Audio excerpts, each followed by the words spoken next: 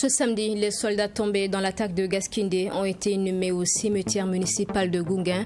Les 27 ont reçu à titre posthume la médaille militaire pour le service rendu à la nation.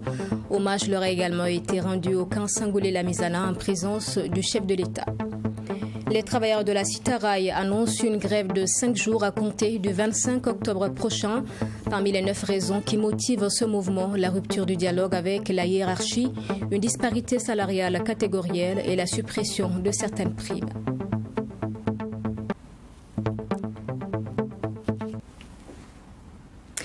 Et voilà donc pour les titres de ce journal. Bonjour et bienvenue. Les 27 militaires tombés à Gaskindé en fin septembre ont été inhumés ce samedi au carré militaire du cimetière municipal de Gounguin à Ouagadougou. Quelques heures avant, hommage leur a été rendu au camp Sangoulé-Lamizana. Le capitaine Ibrahim Traoré a salué la bravoure de ces soldats qui ont reçu à titre posthume la médaille militaire pour leur engagement dans la lutte contre le terrorisme. Reportage avec Maxime Jude Bambara. C'est ici, au cimetière municipal de Gounguin, que les militaires tombés à Gaskindé lors de l'attaque du convoi de ravitaillement ont été conduits. Leur dernière demeure exigeait encore certains travaux. D'abord, vider l'eau des tombes pour qu'ils soient inhumés dans la dignité.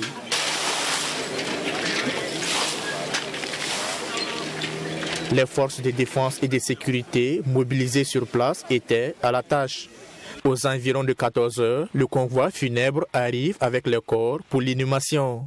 Les parents, amis et connaissances des victimes sont présents. C'est vraiment très douloureux, très douloureux. J'ai perdu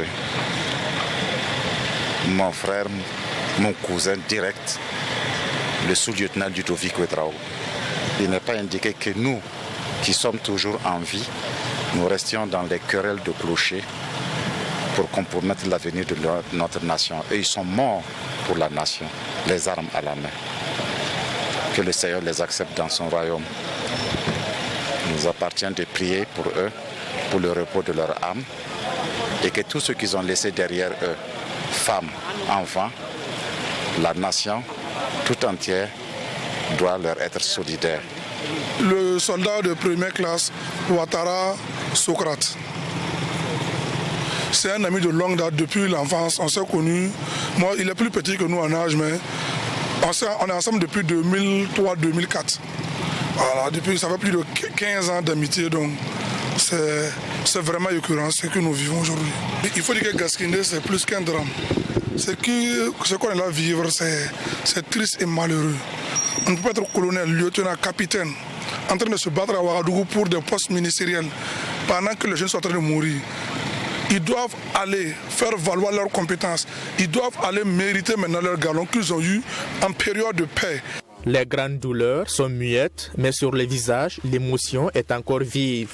Dans les esprits, des interrogations. On ne peut pas comprendre ce qui se passe. Donc ce que nous, on demande, que les autorités qui sont là présentement, qu'ils y mettent beaucoup d'efforts, ils y mettent le sien pour que ces trucs-là ne puissent pas, ça dit que ça ne puisse pas arriver. C'est douloureux, c'est très douloureux pour tous. Je sais que ce soit moi, que ce soit vous, chacun a quelque part a perdu un parent. Et ce n'est pas maintenant. On n'a pas besoin de trop de trucs pour pouvoir limer ces gens-là. Il faut de l'intellect seulement. On va les faire partir. J'ai perdu mon beau ici. Et je suis venu à l'enterrement du beau.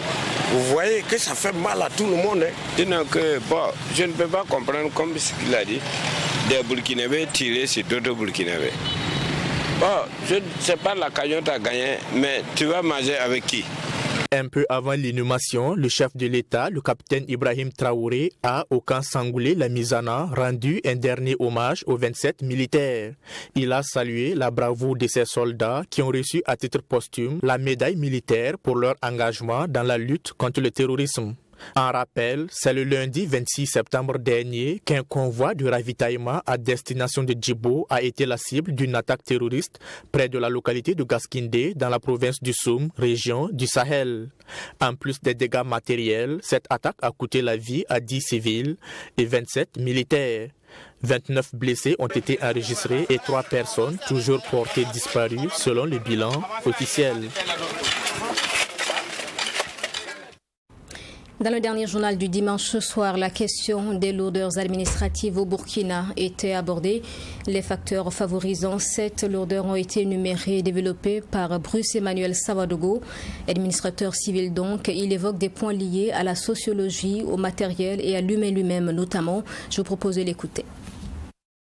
Il y a plusieurs facteurs que moi je peux résumer en 3 gros facteurs. Il y a des facteurs humains, matériels. Il y a aussi des facteurs liés à la réglementation. Et enfin, il y a des facteurs sociologiques. Pour ce qui concerne les facteurs humains, l'administration, c'est un appareil, c'est vrai, mais qui est occupé par du personnel. Ce sont des humains qui travaillent. Vous avez des gens qui sont très bien formés, parfois, et donc qui ont le sens de la responsabilité, qui ont le sens du civisme, qui travaillent donc pour l'intérêt général, comme vous avez également des personnes également qui peuvent être mues par des questions de paresse et autres, beaucoup de laxisme et autres. Donc ça, ce sont des facteurs humains. Il y a ensuite des facteurs matériels.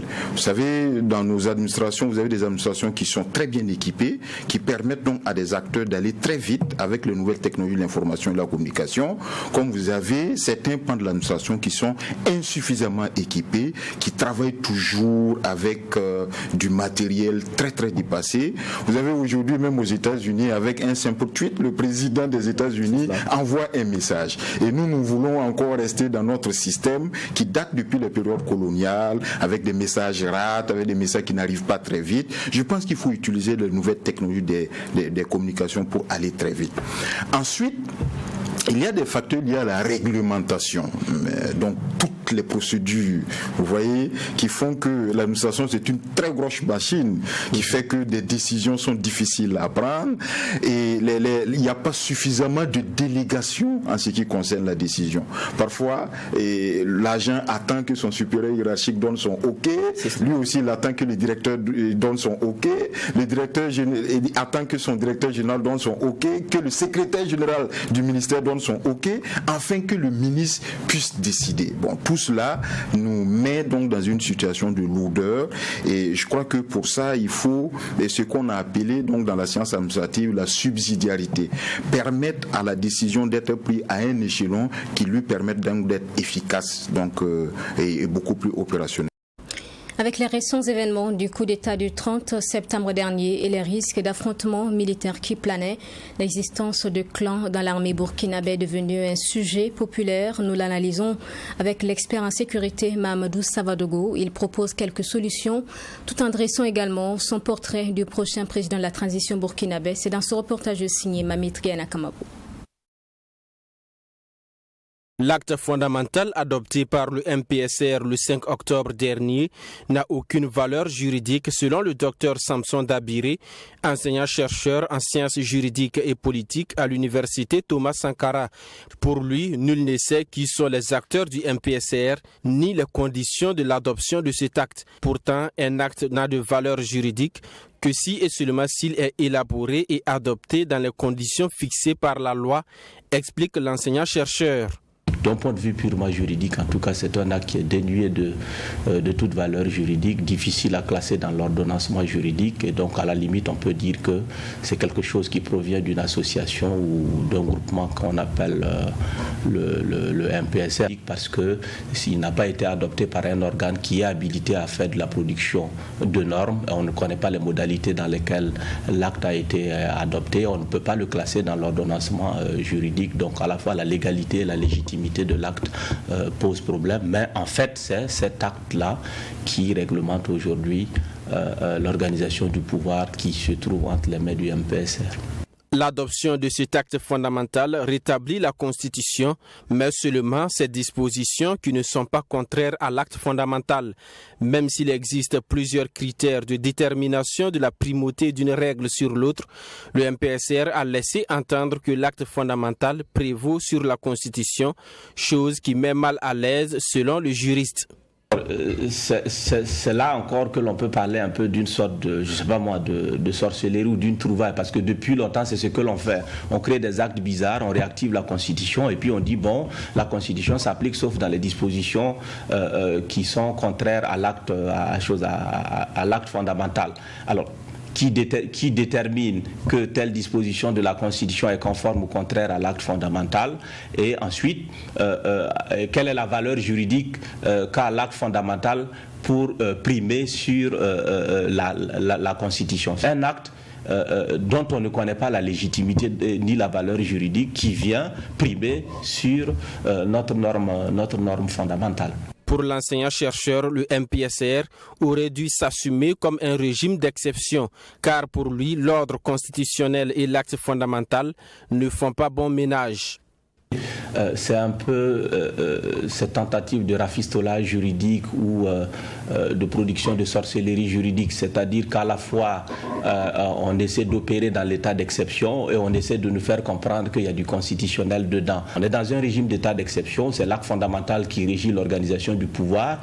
Les détenteurs du pouvoir agissent à coup de communiqué ou à coup d'ordonnance et on laisse la Constitution de côté et au moins on a la clarté, la lisibilité juridique. Quand on est dans un régime d'état d'exception, en ce moment on peut apprécier, on peut critiquer l'opportunité et la légitimité, mais au moins la lisibilité juridique serait claire. Mais de faire cette tentative d'attelage contre nature entre la Constitution et un acte dont la valeur juridique est inexistante, ou en tout cas dont on ne connaît pas les véritables auteurs, ça crée un malaise et ça pose un problème. Dr Samson Dabiré déplore la suspension de la Constitution 2 fois de suite à moins d'une année. Cela témoigne selon lui de la fragilité de la démocratie au Burkina Faso. Pour lui, il n'est pas du rôle de l'armée de gérer le pouvoir politique.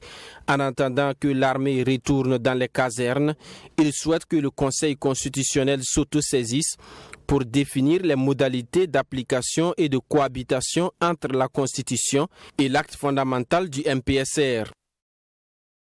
Sur l'acte fondamental du MPSR, le docteur Samson Dabiré, juriste et enseignant-chercheur, expliquait donc que le document, bien que réglementant la vie de la nation, n'a aucun fondement ni aucune nature juridique. C'est un reportage donc qui était commenté par Abdoulrahim Migné. Et dans la suite de ce journal, le coup d'État du 30 septembre dernier est une rectification de celui du 24 janvier. C'est ce dont est convaincu le Cercle d'action pour le développement économique et social du Burkina qui était face à la presse vendredi dernier. L'organisation de la société civile, à travers son coordonnateur donc, affirme son soutien inconditionnel au MPSR. Reportage avec Linda Sarakaboré. Cette conférence de presse du Cercle d'action pour le développement économique et social du Burkina Faso, en abrégé CADES-BF, est l'une des premières sorties qui annonce officiellement son soutien aux nouvelles autorités du Burkina. Djourmite Nestor Noufé et ses camarades saluent le coup d'État du 30 septembre. Selon eux, ce coup d'État est une rectification de celui du 24 janvier dernier. Le peuple, dans sa quête de solutions à ces maux qui gangrènent notre pays, a salué les épisodes de prise de pouvoir par les militaires. La première tentative a malheureusement démontré ses limites avec l'accentuation des attaques terroristes et la multiplication des personnes déplacées internes. Et cette situation d'insuffisance, le résultat qui a conduit à la rectification du 30 septembre 2022 avec l'arrivée du capitaine Ibrahim Traoré.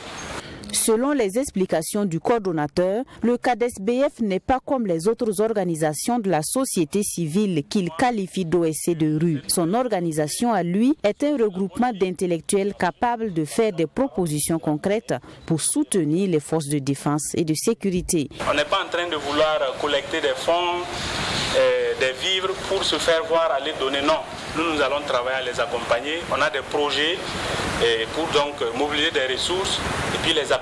Nous avons déjà identifié les besoins donc pour accompagner les forces de défense et de sécurité. Peut-être que vous ne le savez pas, beaucoup d'entre vous le savent. Je suis un ancien militaire, donc je connais bien la boîte et je sais le besoin pressant qui est donc à ce niveau-là.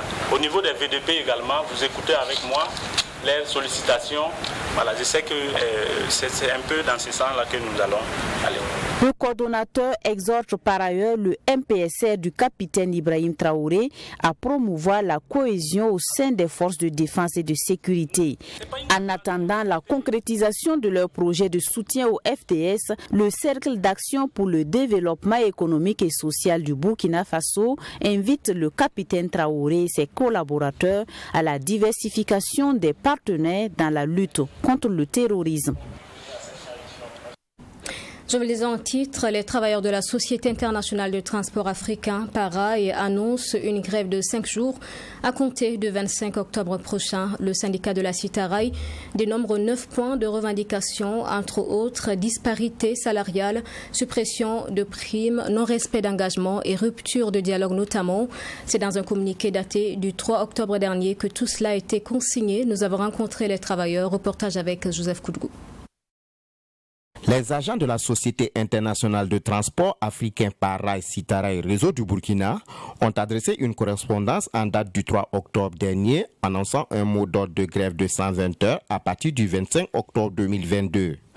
Un préavis de grève qui se justifie par plusieurs raisons, notamment le plan de carrière des agents, notifie la Confédération générale des travailleurs du Burkina, BAR Citaraï. Surtout le maintien en permanence des agents qui sont allés à la retraite en moyenne 5 ans de cela et qui sont toujours là, surtout les cadres. Il y a eu une disparité flagrante salariale, catégorielle entre les agents. La non-application de l'indemnité spéciale de transport pour le personnel qui travaille la nuit. Il y a la suppression sans motif valable d'une prime qui existait, appelée prime anti-déraillement, le non-respect de l'engagement pris par la direction générale en 2019 concernant aussi une autre indemnité appelée indemnité compensatrice de facilité de circulation. En ce qui concerne l'organisation du concours des aides conducteurs, le comité de la CGTB BAR Citaraï dénonce le non-respect de la convention collective d'entreprise du travail.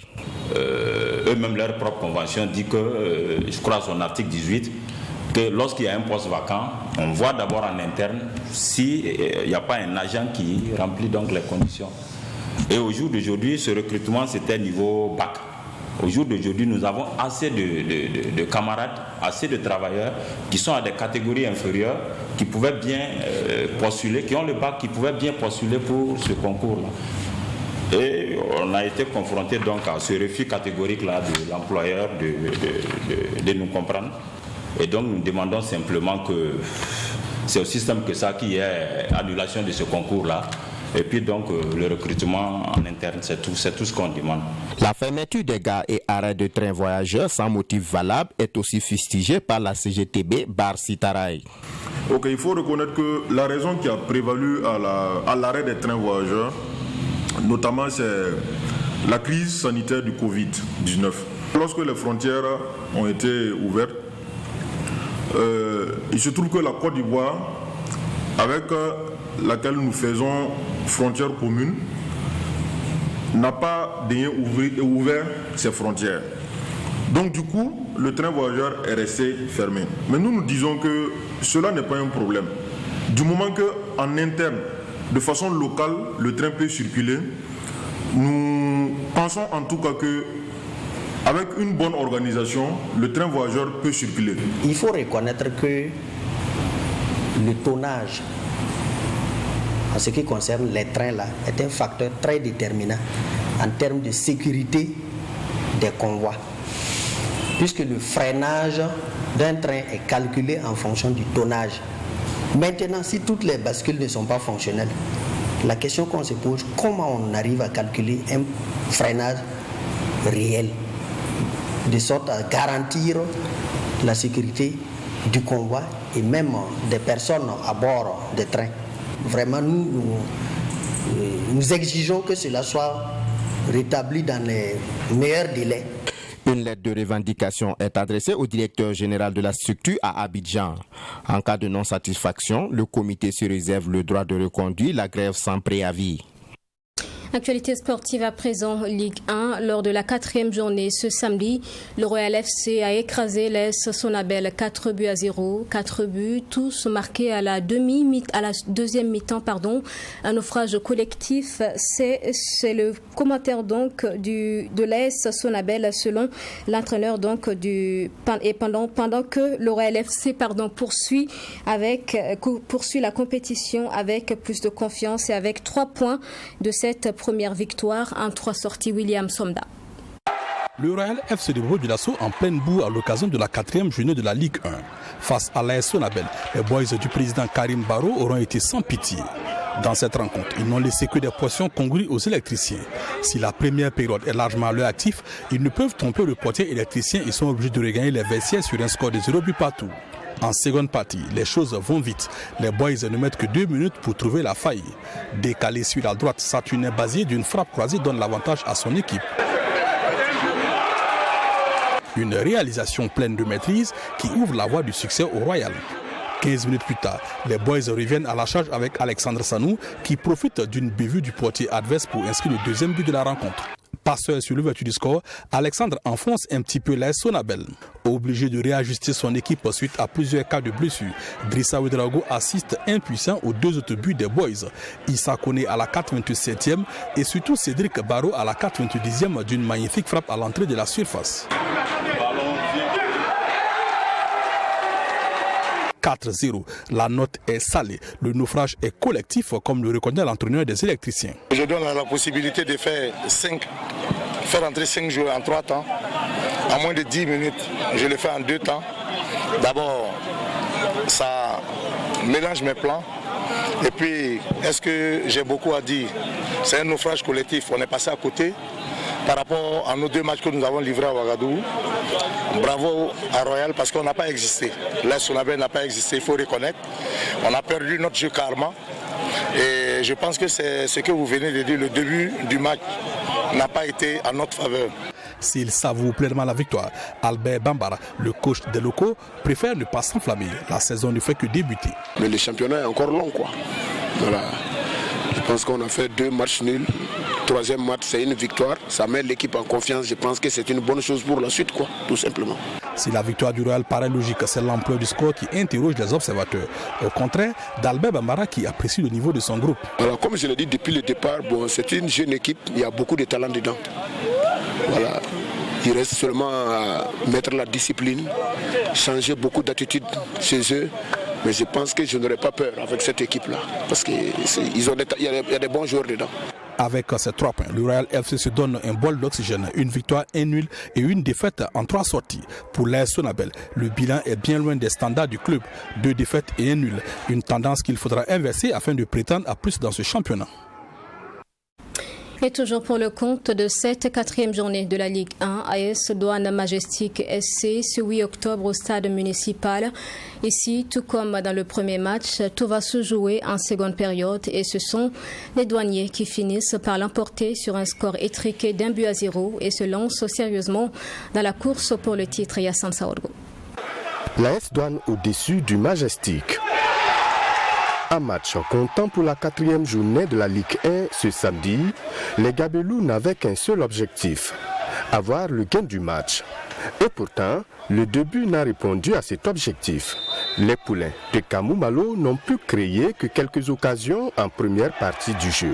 Des situations qui n'ont pas fait peur à leurs clients du jour, bien en place. À la reprise, le match va changer de physionomie. Les occasions vont se multiplier de part et d'autre. Mais les plus réalistes sont les Gabelous. Sur cette balle bien combinée, Assami Sansanda ouvre le score et permet à l'AS Douane de souffler.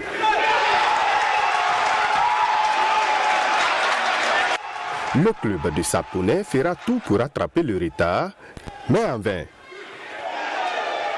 À quelques minutes de la fin, l'AS Douane sur ce ballon était tout proche de faire le break, mais le gardien du Majestic l'écarte. 1-0 au coup du sifflet final.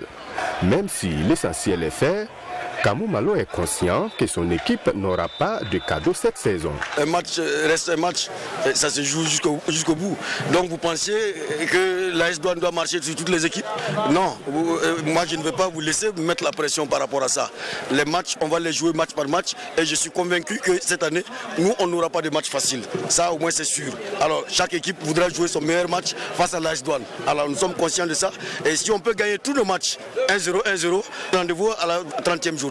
Même si dans l'ensemble son équipe a fait de son mieux, Moussa Sanogo de Falcao reconnaît que beaucoup de choses restent à parfaire. Non, bon, c'est vrai que nous avons un problème dans l'entrejeu parce qu'au niveau du milieu de terrain, on n'a pas une bonne maîtrise de balle au niveau du milieu de terrain. Ça nous handicape beaucoup. Mais je pense que c'est dû au départ de certains cadres qui faisaient le jeu au milieu. Donc on est en train d'adapter notre milieu. Et je pense que ce soir, même si le jeu était laborieux, je pense que dans l'ensemble, j'ai vu une petite progression. Il va falloir rapidement se remettre en cause et puis travailler plus dur qu'avant.